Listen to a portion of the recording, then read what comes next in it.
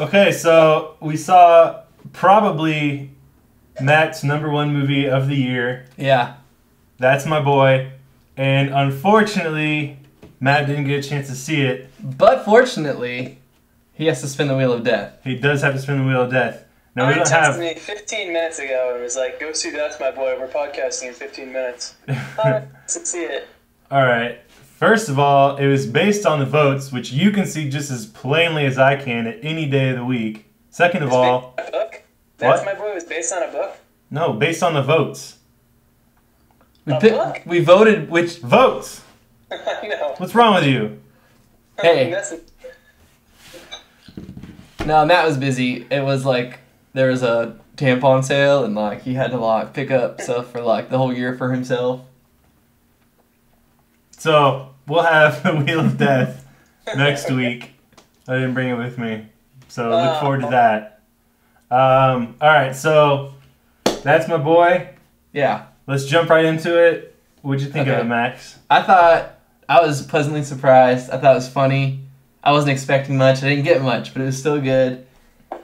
It was totally Matt. It's like Sevchek wrote it and starred in it as Andy Samberg. Like, yeah, I texted you during the movie and said, Matt is going to love this movie. And then I saw it knowing that, and Ryan just nailed it. Yeah. It was like, you would love it, Matt. You should see it.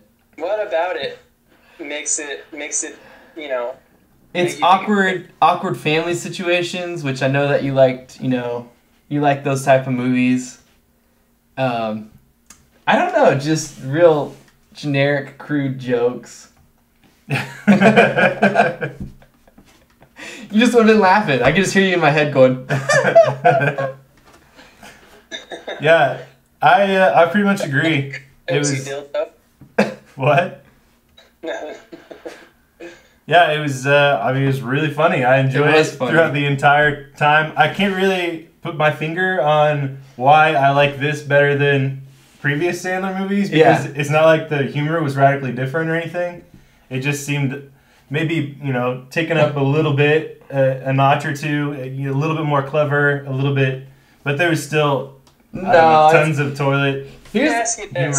Usually Adam Sandler, he likes to cast a lot of his friends, Rob Schneider and David Spader in a lot of Adam Sandler movies, but they're usually not a very prominent role. They're usually just like a cameo or just some really minor character. Do you think it helped that Andy Samberg was kind of, a larger character, so he had to share a lot of screen time? Yeah, and I think Will Forte was in it, and I think Sandler said, he got a new director for this one, and not all of his friends were in it this time.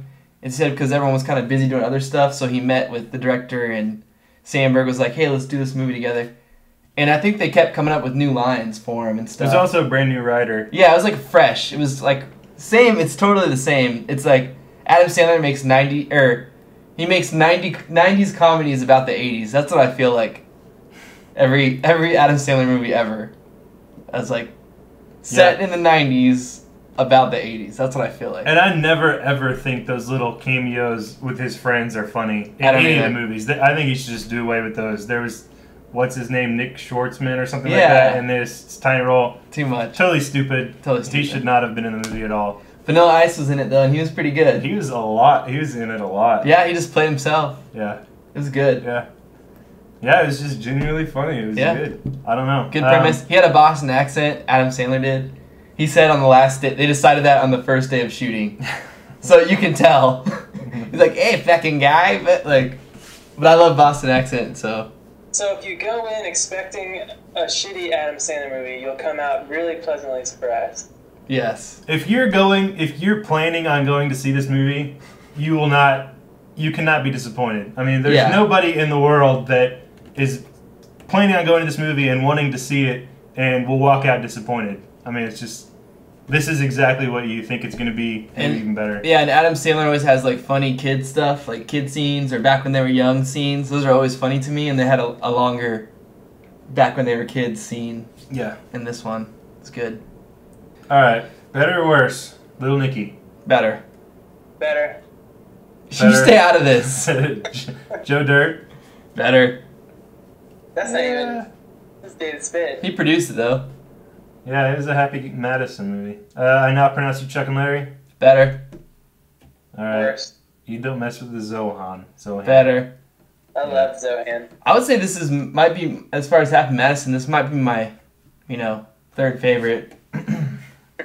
Third to what? I mean, Billy Madison and Happy Gilmore, obviously. Well, those aren't Happy Madison movies, but... Okay, well, technically, okay. All right, yeah. Yeah, I mean, this was a solid movie. Yeah, what do you want me to say? I mean, I'm not embarrassed about it. I laughed. I'm slightly embarrassed about I am it, too. but, And nobody was in the theater when I went. There was nobody there. Yeah, That's My Boy and Rock of Ages both did pretty poorly. I was actually glad we didn't see Rock of Ages. I mean... Yeah. And this movie was like 2 hours long. Yeah, I don't know that I probably would have gone to see this movie either way, but there's a possibility that I may not have if we had seen Rock of Ages, and I'm actually glad I went and saw this movie. Yeah, me too. It was good. I'm glad the American people sent a strong, clear message of, we are so tired of Tom Cruise's craziness. You know? I'm not. I love Tom Cruise. I love Tom Cruise too. Oh my god. I think he's a phenomenal actor and he never ages.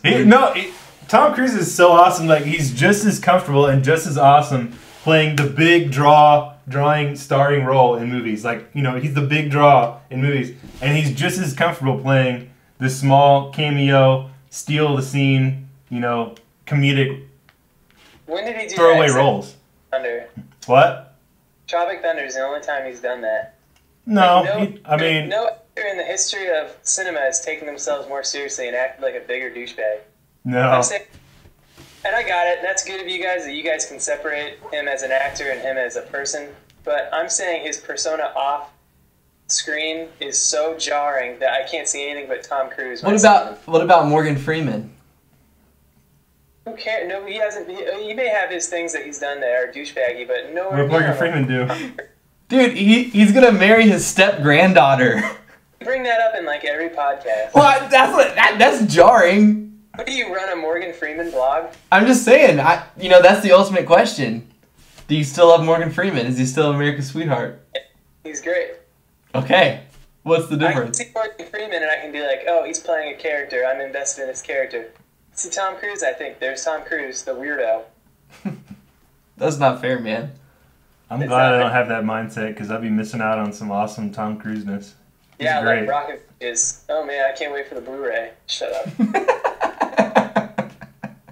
I'm just mad because I missed what was obviously going to be a movie made just for me. Dude, you have to go see it. I mean, it's like... We're not being funny. I mean, I know we talked about it a lot, but the whole time I was like thinking you'd be like, no way! Like that type of stuff. And you love Andy Samberg, and it was classic Andy Samberg. I do like Andy Samberg. Dude. This movie's made for you. Made for you. Alright, go enjoy it. Alright, enjoy Thanks for it. watching.